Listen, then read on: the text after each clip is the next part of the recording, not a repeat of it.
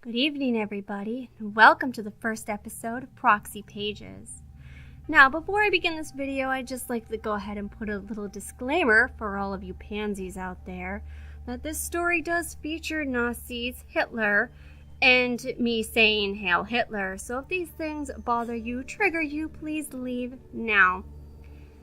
But without further ado, let's begin. The Naked Tree. On top of Mount Zar in southern Poland stands a naked tree.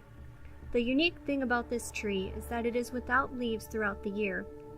It is not dead either, as previous tests showed that it is aging and it's around 200 years old. Whilst I was in Poland, I decided to check out this tree.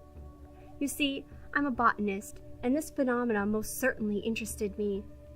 I ended up doing some private research around this mountain, and it turns out that there's some kind of bunker under the mountain. My little expedition ended up turning into an archaeological discovery. It turns out this bunker is actually a former Nazi facility, and according to the archaeologists working on that site, something unpleasant happened inside the facility. I've been told there are many skeletons inside, some with wood stuck between the bones. They also found some sort of diary in this bunker. It was mostly written in German, but there's a short passage in Russian as well. I've asked for a translator of the text out of pure interest, and when I received the facts containing the text, I was a bit perplexed by the content. It details some experiment, the point of which is to gain the ability of accelerated regeneration. I'm not sure if it's an authentic diary or just some elaborate hoax by some local, seeing as how the contents deal with some highly unlikely, even today, let alone over 70 years ago. My colleagues back home and family are skeptical, even more skeptical than me. But I'd like to share this with you people. Perhaps some of you might be familiar with this similar text or content. It's also important to note that most of the text in the file was undecipherable, and I only have a translation of a fraction of the content, so please bear with me. September 7th, 1941. The experiment has begun. Apparently some of our guinea pigs tried to escape the facility, but our fine soldiers were able to catch up to the escapists, and they ended up being part of the dinner we hosted for the rest of our guinea pigs. Those savage Slavs seemed pretty happy about the rebellious meat we provided them. Anyhow, tomorrow morning we inject them with the serum and hope for the best. Our colleagues here estimate the majority of them won't survive. There are some who even believe this experiment won't work. However, I am optimistic about this. September 14th, 1941. We injected the serum to our guinea pigs a week ago, and today we started testing them. I suppose it didn't take effect yet, or perhaps it doesn't work. As seen how every time we had a soldier wound a Slav, his body would not fix itself. I am still optimistic, however. We just need to give the issue more time. October 14th, 1941. It's been a month since I've written in this. Work is in abundance and time is scarce. Still no positive effects from the serum. Subjects, however, began to get ill and have already died having flu-like symptoms. They're making sure the subjects are kept in the best conditions possible to avoid any kind of minuscule pandemic that might attack our subjects.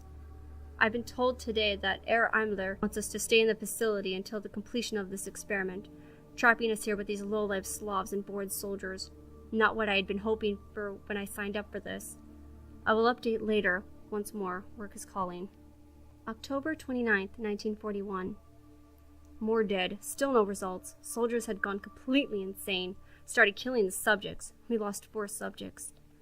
An Aryan soldier should not be used as a guard dog. It needs to kill and slaughter enemies of the Reich. February 7th, 1942. Still no progress. We keep losing subjects to either disease or the serum. We've managed to keep the soldiers at bay, but letting them leave the facility in pairs at a time. It's been 5 months since we started this experiment, and we've already had a pile of useless decaying corpses. I'm well aware that this is an important experiment, but I have already lost faith in this. I think someone needs to report this to the highest ranks that we are achieving nothing and wasting valuable men of power that could be used on either of the fronts. On a brighter note, the causes of death among the subjects are varying and sometimes extremely excruciating. It brings joy to my heart to know that these dogs end up dying in unimaginable agony. Common causes of death now: rupture of the bowels, which leads to the dogs vomiting their shit, bleeding to death through facial orifices, and gradual complete paralysis over the course of a few days. It does make Our nights some sleepless sometimes. These pigs tend to scream for help or something of the sorts whenever these things happen. Pleasure their suffering brings me is worth losing some sleep over. March 13th, 1942. They just keep dying. Still nothing positive. Still not letting us out of here. We were told to stay until the last of them die, or until the serum works. We've had 5 deaths today.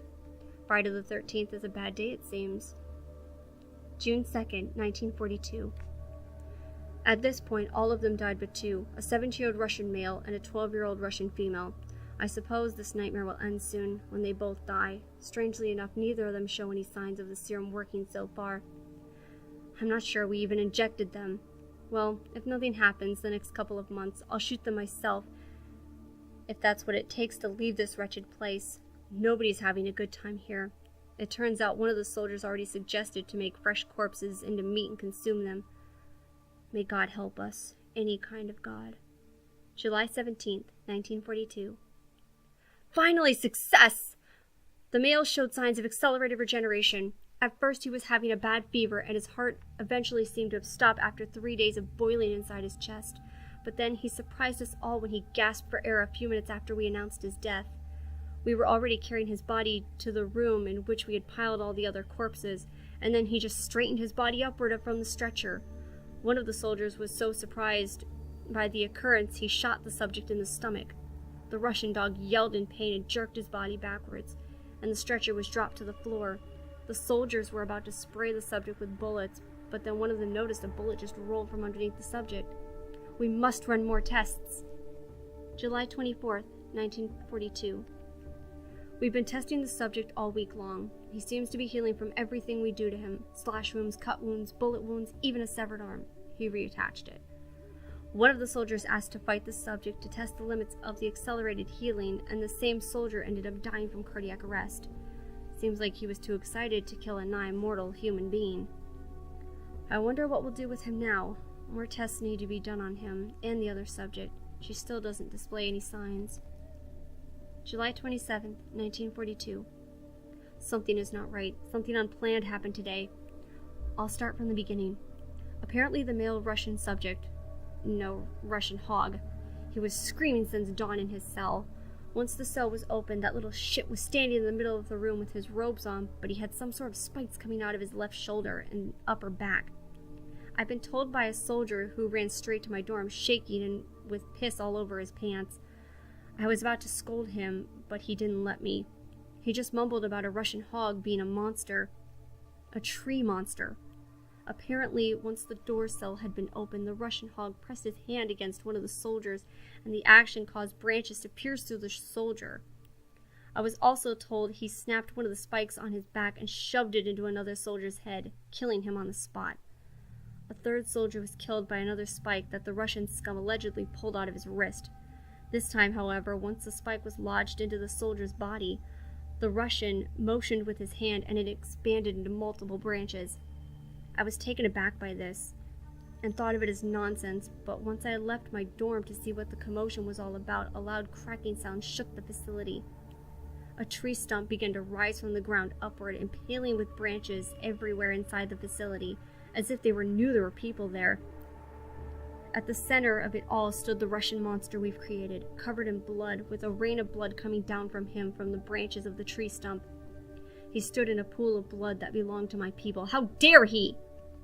He saw me. He saw us. It saw us. Its gaze. While appearing human, it was not the gaze of a man. It was not the gaze of a subhuman. It was the gaze of something else, something different. I think it'll come after me soon. I really hope a magazine full of bullets to its brain mass will stop this thing. And if not, hail Hitler, hail the Reich. The following part is the last part I received the translation. Unlike the previous parts, it was written in Russian. I guess the man of that previous section had written this down. Proxy here for a second. For those of you that don't understand what I just said, basically they're saying that the Russian boy that turned into a tree wrote this down. I've done it. I've freaking done it. I've killed them all. I've ended this hell for all of us. I've ended all of these fascist dogs, and they deserve it. They killed many people, and for what? For nothing. I might as well leave a message to anyone who attempts the same thing in the future. Know that I condemn to hang you on the branches of that bleeding naked tree out there if you repeat this hell. I cannot die like a normal man now, so what makes me either a monster or a god. I don't want to be a god.